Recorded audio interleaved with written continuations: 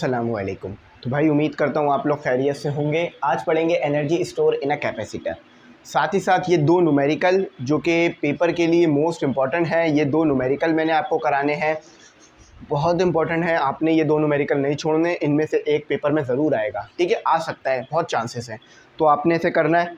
अच्छा, साथ ही साथ मैंने आपको ये भी पढ़ाना है कि ये डेरिवेशन कैसे ड्राइव, मतलब ये फार्मूला कैसे ड्राइव हुआ, छोटी सी डेरिवेशन है। तो सबसे पहले पढ़ लेते हैं कि energy store in a capacitor. देखो कैपेसिटर का क्या काम है, मतलब कैपेसिटर हम क्यों यूज़ कर रहे हैं। कैपेसिटर हम इसलिए यूज़ करते हैं ताकि उसके अंदर एनर्जी स्टोर की जाए। क्या स्टोर की जाए? एनर्जी। हम उसके अंदर इलेक्ट्रिकल एनर्जी को स्टोर कराते हैं। अगर आपसे कोई भी पूछ ले कैपेसिटर का क्या काम है, क्या पर्पस है, तो कैपेसिटर का बस सिंपल सा इतना पर्पस है कि ये अपने अंदर चार्ज या एनर्जी स्टोर करता है। चार्ज और एनर्जी स्टोर कर रहा होता है। देखो चार्ज स्टोर किया, इसका मतलब है उसने इलेक्ट्रिकल एनर्जी को ही स्टोर अपने अंदर किया है। ठीक है, चार्ज कुछ नहीं है, चार्ज यहाँ पर इलेक्ट्रिकल एनर्जी ही स्टोर हो रही होती है। अब ये क्यों करते हैं कि जब भी कभी हमें एनर्जी चाहिए हो तो कैपेसिटर वो प्रोवाइड कर देता है, या जब भी कभी हमें चार्ज चाहिए हो तो वो चार्ज हमें कैपेसिटर प्रोवाइड कर देता है। ठीक है, फॉर एग्जांपल आपके नलके से भी तो पानी आता है, आप बाल्टी क्यों भरते हो? क्यों?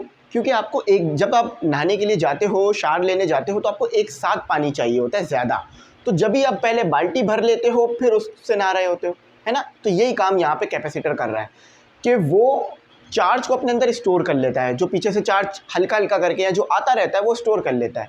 जब बहुत ज़्यादा अमाउंट में चाहिए होता है तो ये अपना रिलीज़ कर देता है, तो इससे हमारा हो जाता है। अब स्टोर कैसे कराई जाती है एनर्जी और हासिल कैसे की जाती है फिर ये स्टोर एनर्जी, ये मैं बताता हूँ।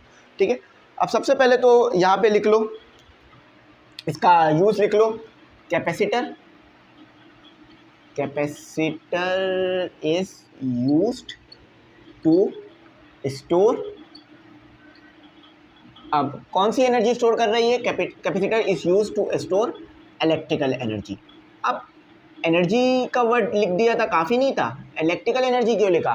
देखो भाई एनर्जी बहुत सारी किस्म की होती हैं। कैपेसिटर हीट एनर्जी स्टोर नहीं करता, साउंड एनर्जी स्टोर नहीं कर रहा, इलेक्ट्रिकल एनर्जी स्टोर कर रहा है। क्यों? देखो एनर्जी की बहुत सारी टाइप है, मैकेनिकल एनर्जी, इलेक्ट्रिकल एनर्जी, ठीक है, और आपके पास साउंड एनर्जी, वेव की एनर्जी, इसके अलावा आपके पास जो है वो हीट एनर्जी, इसी तरह से बहुत सारी फॉर्म ऑफ एनर्जीज आपके पास पाई जाती है। तो यहाँ पर जो कैपेसिटर है वो इलेक्ट्रिकल एनर्जी को स्टोर करने का काम करता है। अब एनर्जी है तो यूनिट तो इसका जाउल होगा। ठीक है, याद रखना इसका यूनिट जो है वो जाउल होता है। जो ये एनर्जी स्टोर कर रहा है उसका यूनिट जाउल है, इलेक्ट्रिकल एनर्जी। ठीक है, अच्छा अब स्टोर कैसे करता है ज़रा ये देखते हैं। और ये है वो एनर्जी जो ये स्टोर कर रहा है, ये वो फॉर्मूला है जो कि आपका आता है। अब ये स्टोर कैसे करता है? पहले ये चार्ज होता रहता है, चार्ज हो रहा है, इसका मतलब है वो कैपेसिटर चार्ज हो रहा है। ज़रा यहाँ देखो, ये आपके पास एक बैटरी है, ये आपके पास एक बैटरी है। इससे पहले वाले टॉपिक में ये चीज़ हम पढ़ चुके थे, उसी को मैं यहाँ दोबारा बना रहा हूँ क्योंकि यही काम यहाँ पर हो रहा है। ठीक है, तो ये आपके पास, ठीक है, ये आपके पास ये सिस्टम आ गया इसका। ठीक है, तो अभी ये हो रहा है चार्जिंग चल रही है। अभी क्या चल रही है? चार्जिंग चल रही है। ये कैपेसिटर हो गया, ये बैटरी हो गई और ये आपका रेजिस्टर हो गया। ठीक है, अभी क्या चल रही है? चार्जिंग, यानी कैपेसिटर से यहाँ से पॉजिटिव चार्ज आके यहाँ पर आ रहा है और नेगेटिव चार्ज यहाँ पर, तो ये चार्जिंग हो रही है इसमें। ठीक है, इसमें अभी क्या हो रही है? चार्जिंग। क्यों? क्योंकि अभी हम इसे चार्ज कर रहे हैं ताकि बाद में जब हमें इलेक्ट्रिकल एनर्जी चाहिए हो तो हम इससे ले सकें। तो अभी क्या कर रहा है? ये अपने अंदर एनर्जी को स्टोर किए जा रहा है, या चार्ज को स्टोर किए जा रहा है। ठीक है, अब फुल चार्ज हो गया, चार्ज्ड हो गया। क्या हो गया? चार्ज्ड हो गया। चार्जिंग से चार्ज की तरफ जाएंगे बेशक। ठीक है, अब ये चार्ज हो गया। अब ये था स्विच। स्विच का काम क्या होता है कि या तो रास्ते को बंद करना करंट के लिए, या तो रास्ते को करंट के लिए खोलना। फॉर एग्जांपल बैरियर का क्या काम होता है? या तो रास्ता बंद कर देना या तो रास्ता खोल देना, है ना। अब यहाँ पर चार्ज भी यही काम, स्विच भी यही काम करता है कि या तो ये करंट के लिए रास्ते को खोलता है या तो बंद कर देता है। अब मैं चाहता हूँ कि चार्जिंग रुक जाए। क्यों? क्योंकि हमारा कैपेसिटर चार्ज्ड हो गया है। जब चार्जिंग हो रही थी तो क्यों था, चार्ज्ड हो गया है तो क्यों नॉट हो गया है। अब मैं चाह रहा हूँ कि जो चार्ज्ड हो गया है मैं उसे यूज़ कर लूँ। तो मैंने क्या किया? स्विच से यहाँ से हटा दिया, यहाँ से कनेक्शन कनेक्शन 1 हटाकर कनेक्शन 2 में इसको लगा दिया। ठीक है, तो अब क्या होगा, कैपेसिटर डिस्चार्ज होना शुरू हो जाएगा। अब डिस्चार्ज कैसे होगा ज़रा ये बताता हूँ। ठीक है, ये आपका सर्किट ऐसे कंप्लीट होगा। अब डिस्चार्ज कैसे होगा, यहाँ से जो इलेक्ट्रिकल एनर्जी आ रही है वो रेजिस्टर से गुजरकर हीट एनर्जी बन रही है। ठीक है, वो रेजिस्टर से गुजरकर किस में कन्वर्ट हो रही है, हीट एनर्जी में कन्वर्ट हो रही है। तो ये प्रोसेस क्या हो रहा है, डिस्चार्जिंग हो रही है यहाँ पर, यानी आपकी इलेक्ट्रिकल एनर्जी। और ये लॉ भी है कि आपके पास जो एनर्जी है वो क्रिएट नहीं होती, एक फॉर्म से दूसरी फॉर्म में जाती है। आप इलेक्ट्रिकल एनर्जी कैपेसिटर से ले रहे हो और डिस्चार्ज कर रहे हो। अब देखो ज़रा कैमरे में कैसे आता है ये कॉन्सेप्ट। कैमरे में लगा हुआ होता है आपके पास, ठीक है, कैमरे में आपके पास क्या लगा हुआ होता है, कैपेसिटर बहुत बड़ा। ठीक है, कैमरे में आपके पास जो है वो कैपेसिटर होता है। अब काम क्या करता है ये कैपेसिटर में, कैसे काम करता है, मतलब कैमरे में कैपेसिटर कैसे काम करता है। देखो आपने देखा फ्लैश एकदम से आपके ऊपर आती है, लाइट भी तो एक फॉर्म ऑफ एनर्जी है, डुअल नेचर रखती है, सबको पता है ये बात। ठीक है, अब होता क्या है, कैपेसिटर जो है वो क्या करता है, अपने आप को चार्ज करता है। कैमरे में क्या लगा हुआ है, कैपेसिटर लगा हुआ है। ठीक है, कैपेसिटर लगा हुआ है। कैपेसिटर क्या होता है, चार्ज हो जाता है। ठीक है, कैमरा तो बहुत छोटा सा होता है। अब ये कैपेसिटर चार्ज किसकी मदद से हुआ, जो कैमरे में आपने बैटरी लगाई है उसकी मदद से चार्ज हुआ। ठीक है, चार्ज हो गया। अब जब आपको पिक्चर क्लिक करनी है और अंधेरा है, एकदम से फ्लैश जलेगा। आपने कभी नोट किया, इतना बड़ा फ्लैश आपको लग रहा है और इतनी सी छोटी सी बैटरी लगी हुई है, तो इतना तेज़ी में कैसे काम हुआ। इतना तेज़ी में काम इस तरह हुआ कि इसने बैटरी से चार्ज अपने अंदर ले लिया। बैटरी इतनी तेज़ चार्ज नहीं दे पा रही है लाइट को। ठीक है, बैटरी इतना तेज़ लाइट नहीं जला सकती, इतना तेज़ लाइट को नहीं जला सकती। तो क्या किया, बैटरी ने अपना जो चार्ज है वो कैपेसिटर को देती रही, कैपेसिटर चार्ज हो गया। अब जब हमें एकदम से ये चार्ज्ड कैपेसिटर से एनर्जी चाहिए थी, तो हमने क्या किया, वो एनर्जी लाइट के फॉर्म में फ़ौरन ले ली। तो एकदम से फ्लैश पड़ा आपके मुंह के ऊपर और फिर वो फ्लैश ख़त्म हो गया। जैसे ही फ्लैश ख़त्म हुआ, इसका मतलब है आपका कैपेसिटर अब दोबारा, आपका कैपेसिटर क्या हुआ, आपका कैपेसिटर अब दोबारा डिस्चार्ज हो गया, डिस्चार्ज। ठीक है, आपका कैपेसिटर अब दोबारा डिस्चार्ज हो गया। तो ये इस तरह से साइकिल काम कर रहा होता है। अब डिस्चार्ज हो गया तो दोबारा बैटरी क्या करेगी, चार्ज करेगी और दोबारा फिर आपका लाइट जब आपको चाहिए होगी आप दबाओगे। अब आप कभी नोट करना, कैमरे में अब यूँ दबाते रहो फ्लैश नहीं लगेगा। क्यों, क्योंकि कैपेसिटर कुछ टाइम तो लेगा ना चार्ज होने के लिए, वो टाइम कांस्टेंट की वजह से होता है। अब बहुत अच्छा कैमरा है तो शायद उसमें ये काम कर जाए, फ़ौरन क्लिक, लेकिन अमूमन ये काम नहीं करता, पहले आपको चार्ज होने देना पड़ता है। तो यानी इसका मतलब है कि बैटरी लाइट को नहीं जला रही है, कैपेसिटर से जो चार्ज आ रहा है, जो एनर्जी आ रही है वो जला रही है। आपके दिमाग में बार बार ये बात आ रही होगी, सर तो बैटरी से डायरेक्ट क्यों नहीं जला रहे हैं लाइट। बैटरी इतनी पावरफुल नहीं है कि इतनी ज़्यादा हाई एनर्जी वाली लाइट जला सके एकदम से, तो इसीलिए कैपेसिटर अपने अंदर उससे चार्ज लेकर स्टोर किए जा रहा है और फिर एकदम से उसे प्रोवाइड कर रहा है लाइट को। चलो बात समझ आ गई। यहाँ पे लिखी हुई है वर्डिंग, थोड़ी सी पढ़ के बता देता हूँ। अच्छा, कैपेसिटर को अगर आप यहाँ पर एक छोटी सी बात और भी लिखी हुई है वो भी बताता हूँ मैं, पहले ये पढ़ देता हूँ। तो charging of a capacitor always involve some expenditure of energy. तो आप जब भी कैपेसिटर को चार्ज करते हो तो वो इसलिए कर रहे होते हो कि आपको वो एनर्जी कहीं ना कहीं खर्च करनी होती है, वो एक्सपेंडिचर करना होता है उसे आपने, बाय द चार्जिंग एजेंसी। ठीक है, ये बात क्लियर हो गई। This energy is stored up in the electrostatic field. ये एनर्जी जब स्टोर होती है तो कैपेसिटर के अंदर इलेक्ट्रोस्टैटिक फील्ड क्रिएट हो जाती है और ख़ुद ये एनर्जी एक इलेक्ट्रिकल एनर्जी होती है। Setup in the dielectric medium, और उस कैपेसिटर के बीच में एक डाइलेक्ट्रिक मीडियम लगाया जाता है ताकि ज़्यादा एनर्जी स्टोर हो सके। चलो अब ज़रा यहाँ पर एक चीज़ देखो, कैपेसिटर को डिस्चार्ज और कैसे कर सकते हो, डिस्चार्ज। ठीक है, ये देखो कैपेसिटर किस तरह का दिखता है आपके पास, एक नॉर्मल कैपेसिटर बना रहा हूँ, इस तरह का दिखता है आपके पास। ठीक है, ये उसकी एक बड़ी टांग होती है जो कि पॉजिटिव वाली, और एक उसकी छोटी टांग होती है जो कि नेगेटिव वाली। अब ये तो बड़ा छोटा कैपेसिटर होता है, इससे आपको करंट नहीं लगता, लेकिन आपके पंखे में जो कैपेसिटर लगा हुआ है, आपके वॉशिंग मशीन में जो कैपेसिटर लगा हुआ है, आपकी पानी की मोटर में जो कैपेसिटर लगा हुआ है, वो काफ़ी बड़ा होता है और काफ़ी ज़्यादा एनर्जी अपने अंदर स्टोर करता है। अगर आप इसका पॉजिटिव एंड, ये पॉजिटिव एंड है ना, ये तो अभी अलग अलग है, अब टच कर दो आप इनको, डिस्चार्ज देखो कैसे होगा। आपने क्या किया, आपने जो कैपेसिटर लगा हुआ था पॉजिटिव एंड और नेगेटिव एंड, देखो ये दोनों आपस में मिलाए जा सकते हैं ना, जब इन दोनों को आपस में आपने मिलाया तो एक स्पार्क होगा, एक स्पार्क होगा। स्पार्क यानी एक लाइट निकलेगी आपके पास, एक लाइट इसको सही बनाता है, ठीक है। जब आपने इन दोनों को मिलाया तो एक स्पार्क हुआ, ठीक है। स्पार्क हुआ यानी लाइट निकली, तो यानी वो डिस्चार्ज हुआ। और कभी कभार कैपेसिटर इतना बड़ा होता है कि अगर आप ये हरकत करोगे, यानी पॉजिटिव एंड नेगेटिव एंड को आपस में मिलाओगे, तो आपको करंट भी लग सकता है काफ़ी ज़्यादा और आपको नुकसान पहुंच सकता है। आप तो ये छोटे छोटे कैपेसिटर इस्तेमाल करते हो, जो इलेक्ट्रिक सर्किट बनाते हो आप, उसमें तो छोटे छोटे से होते हैं, तो उससे आपको करंट नहीं लगता क्योंकि वो बहुत कम होता है। लेकिन अब जब यही करंट बहुत बढ़ जाएगा, यही चार्ज जब बहुत बढ़ जाएगा, तो जब आप ये हरकत करोगे ना, तो फिर आपको बड़ा ख़तरनाक वाला करंट जो है वो लगेगा और बड़ा ख़तरनाक स्पार्क लगेगा, आपका हाथ भी जल सकता है और आपको नुकसान पहुंच सकता है। तो जब भी आप कभी देखो बड़ा कैपेसिटर है उसके साथ खेलो मत, क्योंकि उसमें केमिकल भी होता है और उस ऊपर से जो है वो चार्ज हुआ तो आपको नुकसान हो सकता है, ठीक है। इसको ज़रा समझना। चलो ये बात समझ में आ गई, यही चीज़ आगे इसमें डिफाइंड भी थी। अब इसका कराता हूँ न्यूमेरिकल, जो कि मैं चाह रहा था कि अगली वीडियो में कराऊँ, लेकिन फिर मैंने सोचा कि ये बात ठीक नहीं होगी, इसी वीडियो में कराता है।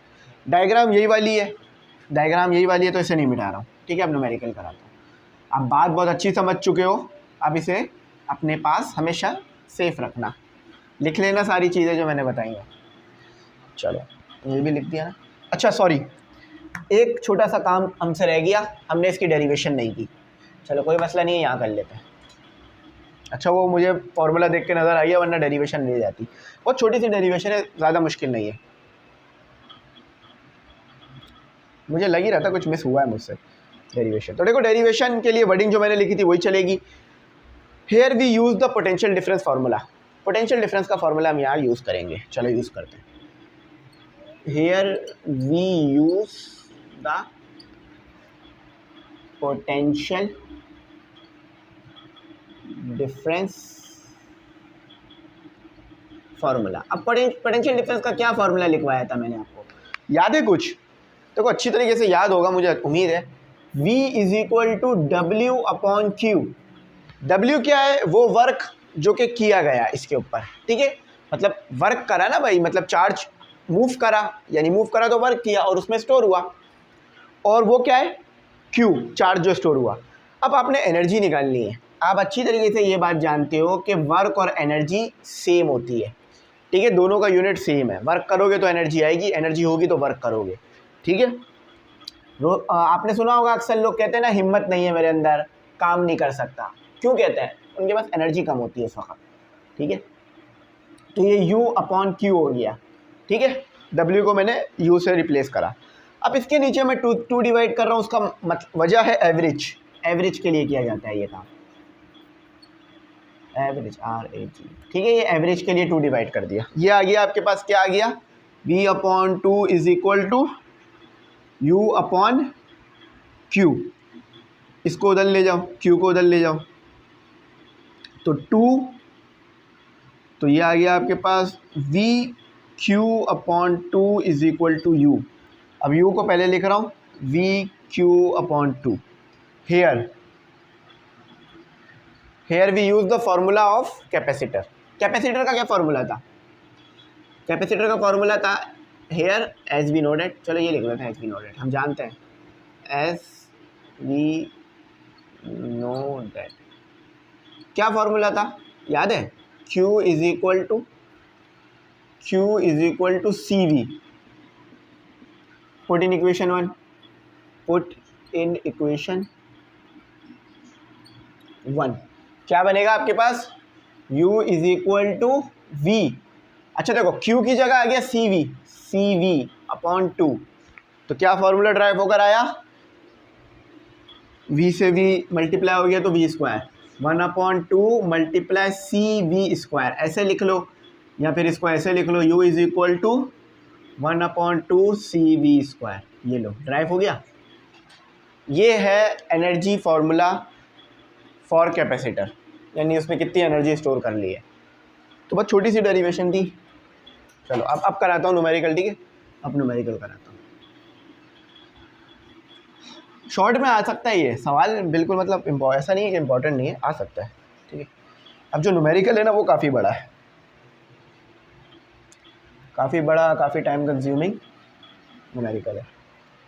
अच्छा, न्यूमेरिकल चल रहा होगा आपके सामने, उसको देखो। डायग्राम यही रखता हूँ, यही डायग्राम है आपके पास, ठीक है। अच्छा, गिवन डेटा में क्या कहता है,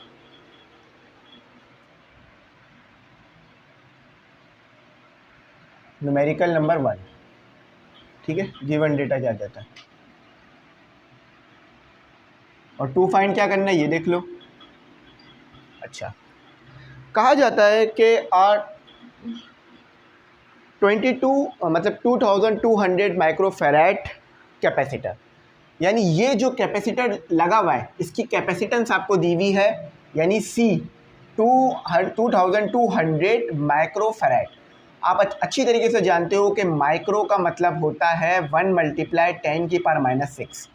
तो इस माइक्रो को हटा दो तो ये हो जाएगा 2200 × 10⁻⁶ फेरेट। इतना रख लो, ये ऐसे ही सॉल्व करना, ठीक है। Is charge to a potential of, अच्छा अभी ये कह रहा है चार्ज हो रहा है, चार्ज हो रहा है तो इसका मतलब क्या है कि कनेक्शन 2 से नहीं है, कनेक्शन 1 से हुआ है। तो अभी यहाँ से कोई करंट नहीं है, बल्कि वो यहाँ से आगे जा रहा है, ठीक है, समझ आ रहा।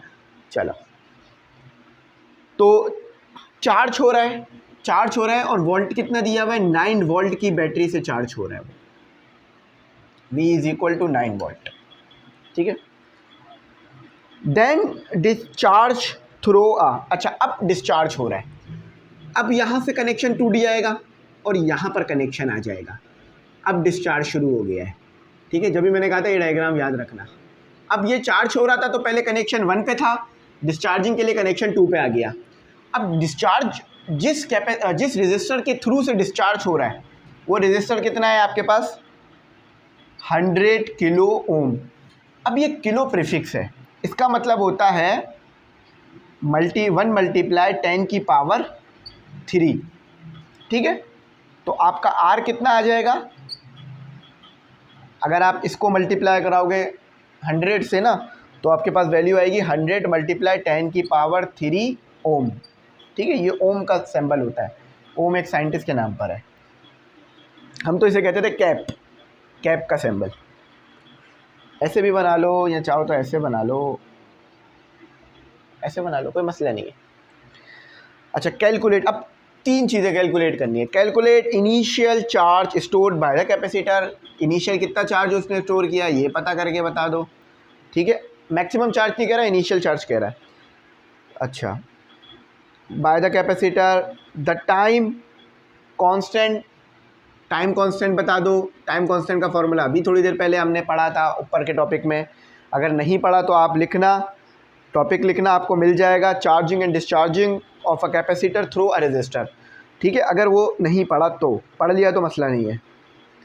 अच्छा, A B C हो गए, ये A पूछा था, ये B पूछा था, अब C भी पूछा है, और ये मुश्किल पूछा है इन्होंने। Calculate the potential difference after a time of, देखो T = 300, T = 300, T = 300 सेकेंड। ये आपसे मांग रहे हैं पोटेंशियल डिफरेंस,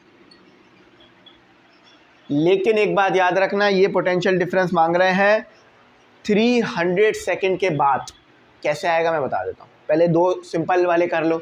अच्छा, आ जाओ सोल्यूशन करते हैं, ठीक है। ये नज़र आ रहा है आप लोगों को, कैलकुलेटर इससे करता है। अच्छा, तो देखो सबसे पहले मैंने क्या करना है, चार्ज पता करना है, तो Q = CV, ठीक है भाई, चार्ज तो ऐसे ही आएगा ना। तो C कितना दिया हुआ है, 2200 × 10⁻⁶, ठीक है। देखो मैंने पुट कर दिया, और V कितना दिया हुआ है, 9, जस्ट 9 वोल्ट। ज़रा आओ वैल्यू कैलकुलेट करा के दिखाता हूँ, देखो नज़र आ रहा है, हाँ नज़र आ रहा है। देखो 2200 exponent -6 × 9, answer is 0.0198 coulomb. Charge है तो कूलम में आएगा ये देख, ठीक है। चलो कितना आ गया।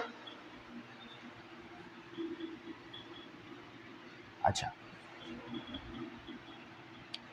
अब पता करते हैं हम अपना टाइम कांस्टेंट। तो टाइम कांस्टेंट का फॉर्मूला क्या आता है आपके पास, आर सी। अच्छा देखो ये फॉर बी के लिए काम कर रहा हूँ, पार्ट बी लिख लो, अगर ऐसे लिख लो पार्ट बी,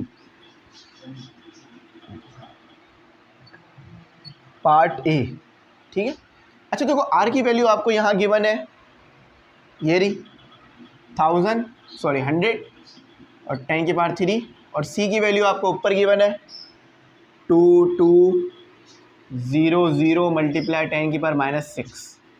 ये आपकी आ गई टाइम कांस्टेंट। देखो 100 एक्सपोनेंट 3 मल्टीप्लाई 2200 एक्सपोनेंट -6 220। अब आता है असल पार्ट बी, पार्ट सी। अच्छा याद है फॉर्मूला वो वाला कि चार्ज और कैपेसिटर, मतलब मैक्सिमम चार्ज और चार्ज, इसके दरमियान का रिलेशन मैंने बताया था कि जब कैपेसिटर चार्ज हो रहा होगा तो उसे Q कहेंगे, और वो मैक्सिमम चार्ज होना चाहता है Q0, लेकिन एक फैक्टर होगा e की पावर -t/ρ, ये लगेगा यहाँ पे, ठीक है। यही चीज़ आपसे कही है। अब सर महंगा तो पोटेंशियल है, लगा रहा आप यहाँ पे चार्ज रहे हो, कोई मसला नहीं है। Multiplying dividing potential difference v, क्योंकि देखो पोटेंशियल डिफरेंस तो v ही अप्लाई है ना, पोटेंशियल डिफरेंस तो v ही अप्लाई है, तो सॉरी कैपेसिटेंस तो c ही है ना। देखो ना कैपेसिटेंस तो चेंज नहीं हो रही ना, कैपेसिटेंस तो सेम है, चाहे वो चार्ज हो या डिस्चार्ज हो। फॉर एग्जाम्पल आपके पास आईफोन 15 है, तो क्या चार्ज पे लगाते हो तो वो आईफोन 16 बन जाता है, और डिस्चार्ज करते हो तो आईफोन 12 हो जाता है? नहीं, आईफोन 15 ही रहेगा, चाहे चार्ज करो या डिस्चार्ज करो। तो यहाँ भी यही है, वो कैपेसिटेंस तो कैपेसिटेंस ही रहेगी, चाहे चार्ज हो रहा हो या डिस्चार्ज हो रहा हो। तो दोनों तरफ क्या करेंगे, डिवाइड कर देंगे हम, डिवाइड ये याद रखना Q = CV के लिए काम कर रहा हूँ, Q = CV, अभी बात समझ आ जाएगी। तो डिवाइड C बोथ साइड्स, क्योंकि ये फॉर्मूला ऐसे ड्राइव हो रहा है, तो ये आ गया आपके पास C डिवाइड किया है मैंने, याद रखना, और एक तरफ करूँगा तो दूसरी तरफ भी करना है, और देखो दोबारा कैंसिल कर देंगे तो जो चीज़ थी वही आ जाएगी। अच्छा अब चाहिए क्या था, V, उधर ले आओ ज़रा, Q/C = V, ये फॉर्मूला याद है ना, ये लिखा हुआ देखो, यहीं से तो लिए। तो Q/C = V, वाह भाई वाह, क्या बात है। चलो तो फैक्टर क्या है, E - t/ρ, ठीक है। अब ज़रा मुझे बताओ V क्या है, V तो पता करना है ना, उन्होंने कहा है ना पोटेंशियल बताओ। V0 ये आपने फैक्टर रख, इसको नहीं सॉल्व करना, बाकी सिर्फ ये E सॉल्व होगा आपका। E टाइम बताओ क्या था सर, टाइम हो रहा है 10, नहीं घड़ी में टाइम नहीं पूछ रहा, उधर क्या टाइम दिया ये पूछ रहा हूँ, ठीक है। चलो ये याद रखना, शायद ये पावर में नहीं लग रहा हो आपको, मैं थोड़ा सा इसको और ऊपर लिख देता हूँ ले जाके कि भाई ये पावर में है, ये जो है बंदा पावर में है, ठीक है। ये लो सही है, खुश। चलो V0 को ऐसे रहने दो, E सॉल्व करना सिखाता हूँ। आप एक सीरीज़ बनाना शुरू करनी थी मैंने, कैलकुलेटर सॉल्व कैसे करें, मतलब कैलकुलेटर से चीज़ें सॉल्व कैसे करें, टाइम ही नहीं मिल पा रहा। तो क्या वैल्यू आ रही है, 0.25, तो 0.255 V0, ठीक है, वोल्ट ही होगा आंसर में, और यूनिट अगर लिखोगे तो वोल्ट आएगा। ये समझ गए मेरी बात, टेंशन परेशानी मुश्किल कुछ ऐसी कोई बात तो नहीं करी ना मैंने। चलो आप अगला न्यूमेरिकल करते हैं, लेकिन उससे पहले मैं ज़रा आंसर वेरीफाई कर लूँ, क्योंकि मैंने इसे पहले से भी कर लिया था। तो अच्छा ये बिल्कुल ठीक आया है, इसको चाहो तो आप लिख सकते हो, मिली में करके लिख सकते हो, 1 2 3 मूव करा लो आगे, लेकिन सही है कैपेसिटेंस C में ही लिखते हैं, अच्छी बात हो जाएगी। चार्ज सी में ही लिखते हैं। अच्छा ये भी बिल्कुल सही आया, लेकिन एक गलती है, टाइम का यूनिट कहाँ है, टाइम कांस्टेंट है तो यूनिट आएगा ना सेकंड, ठीक है। अच्छा बाकी दूसरा जो आया है आपका, ये भी बिल्कुल ज़बरदस्त आया है, ये भी ठीक है, कोई गलत नहीं है इसमें। हाँ बस उसमें ये किया गया है कि उसे उसमें लिखा गया है। चलो ये ठीक है, समझ में आ गया। अब आगे बढ़ते हैं, आगे अपनी चीज़ों को जो है वो सॉल्व करते हैं, ठीक है। चलो तो आगे चलो, ये अच्छे करना आपने बिल्कुल, इसको ना पेपर में बड़ा अच्छी तरह परफॉर्म करना है। अच्छा हाँ, अगर इससे मल्टीप्लाई करा दोगे ना 100 तो ये वो बन जाएगा, परसेंटेज बन जाएगी, ठीक है। ये मांगी थी चीज़ें, मैंने आपको बता दी। अच्छा अगला न्यूमेरिकल, नहीं ये तो नहीं चाहिए इसमें, हाँ सही। अगले न्यूमेरिकल में तो वो सिंपल बस चार्जिंग और डिस्चार्जिंग वाला ही चक्कर है, वो भी कराता हूँ। पूरी कोशिश है मेरी आपके लिए कि पूरी बुक करा दूँ, पूरी बुक को एक्सप्लेन कर दूँ, फिर जब पेपर आए ना तो आपको हाँ पता हो कि सर ने ये पढ़ा दिया था, सर ने ये करा दिया था। बहुत सारे बच्चों को जानता हूँ वो अभी नहीं पढ़ रहे हैं, वो मतलब अब आप लोगों को खुद से पढ़ना है, ठीक है। आप लोग सही से नहीं पढ़ पा रहे हो, लेकिन भाई पढ़ो, टाइम दो पढ़ाई को, तालीम को अच्छे से अच्छा टाइम दो, यही आपको आगे लेके जाएगी, ठीक है, एजुकेशन। अच्छा देखो चलो आगे पढ़ते हैं। An air capacitor of capacitance, एक एयर मतलब देखो अभी जो आपके पास कैपेसिटर मौजूद है ना, बड़ी बना पड़ेगा, ठीक है, ये आपका कैपेसिटर है। डायग्राम बना रहा हूँ तो बाकी बात समझ में आ जाएगी, छोटी बड़ी प्लेट बन जाएगी। चलो तो ये positive positive positive negative negative negative, ये आ गई आपके पास एक प्लेट पॉजिटिव के लिए, ये आ गई आपके पास एक प्लेट नेगेटिव के लिए, ठीक है। ये आपका कैपेसिटर है। अभी बीच में डाइइलेक्ट्रिक क्या है भाई, देखो डाइइलेक्ट्रिक वो सब्सटेंस, वो मीडियम जो कि क्या करता है, इलेक्ट्रिक फील्ड लाइन को तो गुजरने देता है लेकिन इलेक्ट्रिसिटी को नहीं पास होने देता अपने अंदर से।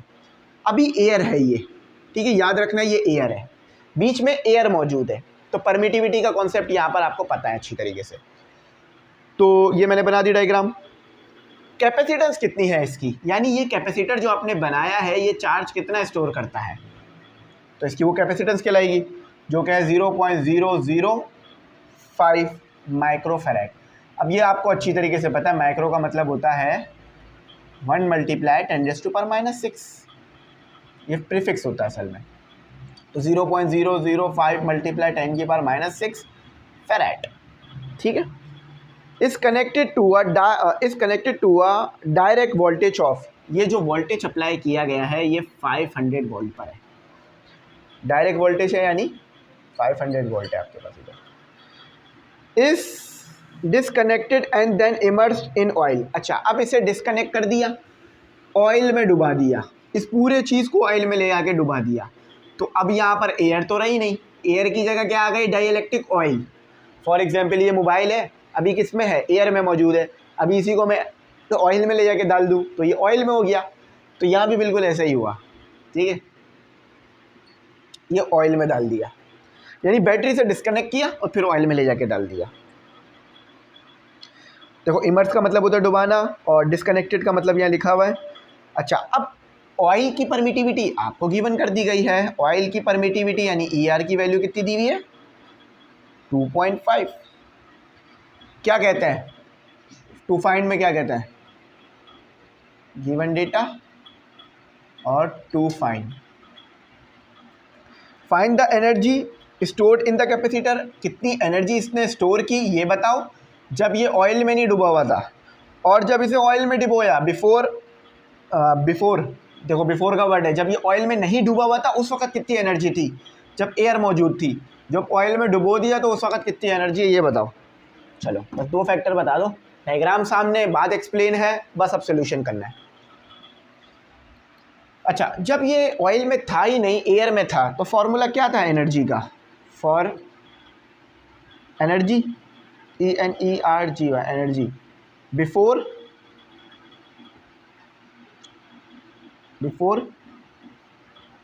इमर्स्ड इन ऑयल या इन एयर कह लो, ठीक है। तो U is equal to 1/2 CV², you have C, you have V, just put and then find value।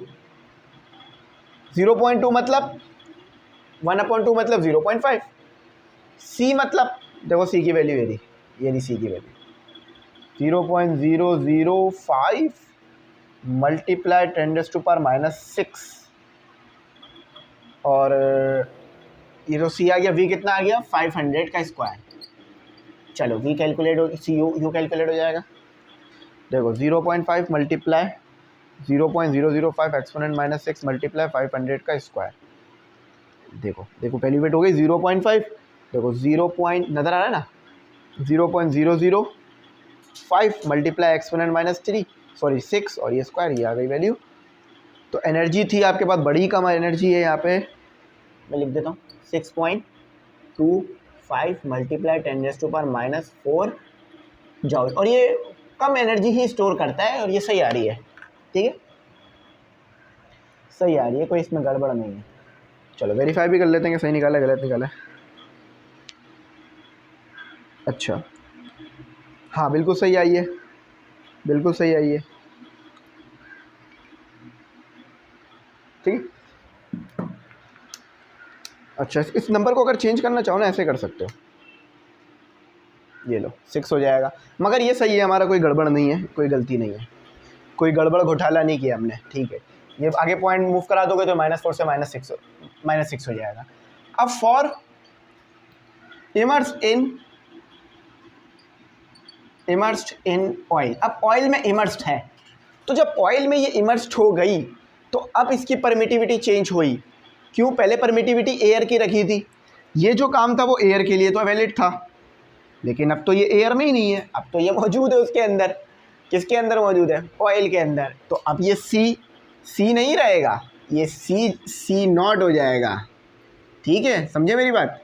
और एंड ये वी नहीं रहेगा, वी नॉट हो जाएगा, ठीक है।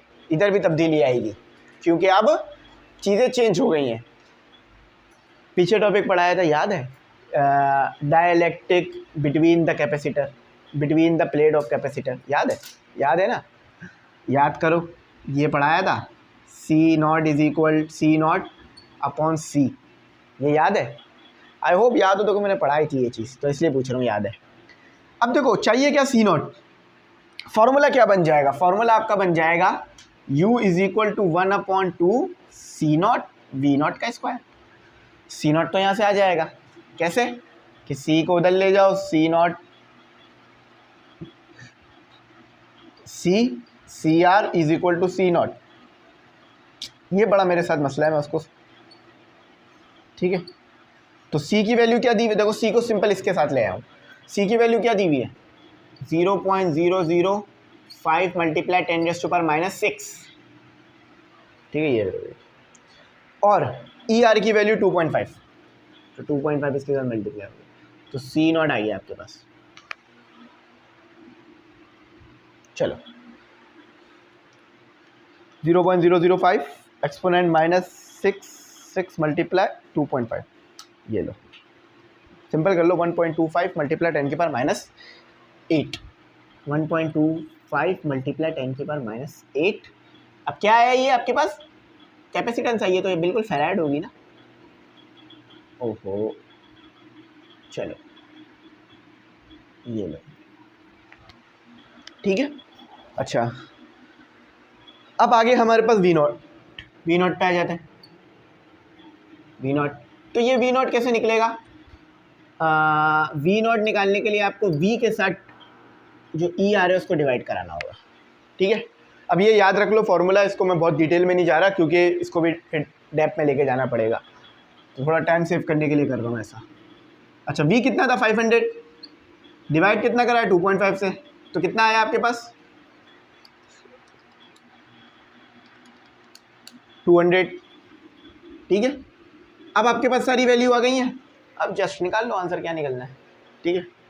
तो U is equal to put in equation, चलो यहाँ लिख लो, put all values in equation 1। What is our equation 1? ये रही इक्वेशन 1 हमारी, ठीक है, इसमें पुट करना है। तो U is equal to 1/2 C0 V0 का स्क्वायर, 1/2 0.5 C0 1.5 1.25 मल्टीप्लाई 10 की पावर -8 और V नॉट 200 इसमें स्क्वायर। चलो अब मुझे आंसर बताओ और उसके बाद आपको मैं ऑफ दे दूँगा आज के लिए, ठीक है। 1.25 एक्सपोनेंट -8 मल्टीप्लाई 200 का स्क्वायर, ये लो। 2.5 मल्टीप्लाई 10 की पावर -4, 2.5 मल्टीप्लाई 10 की पावर -4 बेशक वोल्ट आएगा आंसर, चाहे पूरा सॉरी जॉउल आएगा आंसर, ठीक है। ये लो चेक कर लेना ठीक है गलत है। हाँ ठीक निकाला है। इसको ऐसे भी लिख सकते हो, इसको ऐसे भी लिख सकते हो 250 मल्टीप्लाई 10 की पावर 6। अब यहाँ पर मैंने क्या किया ये पता है ना, इस पॉइंट को आगे मूव करा दिया, अगर आगे 5 के कुछ नहीं है तो 0 होगा। दोनों तरीके से लिख सकते हो, ठीक है। ऊपर वाला तरीका रखना ज़्यादा अच्छा रहेगा आपके लिए। चलो भाई, उम्मीद करता हूँ अच्छी समझ में आई होगी बात। फिर कुछ ना आया हो तो पूछ लेना, ज़रूर बताऊँगा, ठीक है। तो ग्रुप वगैरह में ऐड हो जाओ ताकि आप लोगों को वहाँ भी मटेरियल आता रहे। Thanks for watching. अल्लाह हाफिज़। अपनी कीमती दुआओं में ज़रूर याद